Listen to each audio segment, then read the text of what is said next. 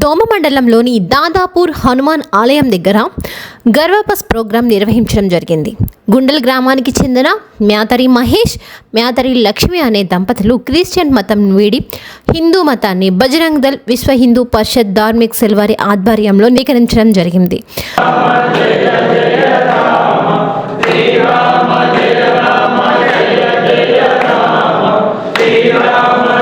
ధార్మిక సెల్ కార్యకర్త కాశయ్య గౌడ్కు ఈ కుటుంబానికి ఎన్నో రోజులుగా తెలుసు.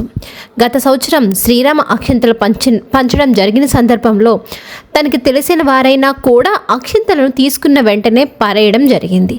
అది గమనించిన కాశయ్య గౌడ్ వారిని ప్రేమతో ఆప్యాయంగా పలకరిస్తూ మ్యాతరి మహేష్ భార్య లక్ష్మి అనారోగ్యంతో ఉన్నప్పుడు ఆ కుటుంబాన్ని ఆదుకొని తన సొంతంగా ₹1,00,000 దాకా ఆర్థిక సహాయం అందించడం జరిగింది. మ్యాతరి లక్ష్మి అనారోగ్యం నుండి కోలుకుని ఆ కుటుంబం కాశయ్య గౌడ్ చేసిన సహాయంను గుర్తించి ఇంత మంచి వ్యక్తి చూపిన మార్గం ఏదైతే ఉందో ఆ సనాతన ధర్మాన్ని మళ్ళీ నమ్ముకోవాలని హిందూ ధర్మంలోకి తిరిగి రావడం జరిగింది.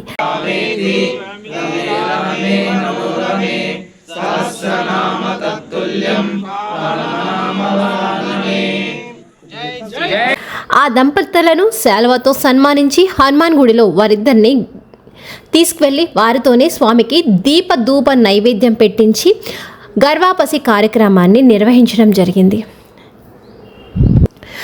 కాశయ్య గౌడ్ గారు మాట్లాడుతూ డాక్టర్ కొప్పుల రాజశేఖర్ సార్ గారు పోయిన సంవత్సరం తనకు ధార్మిక సెల్లో సభ్యత్వం ఇచ్చి సన్మానించి ఇలాంటి మంచి కార్యక్రమాలను ప్రోత్సహించడం జరిగింది. అందువలనే తాను ఈ పని చేయగలిగానని చెప్పారు.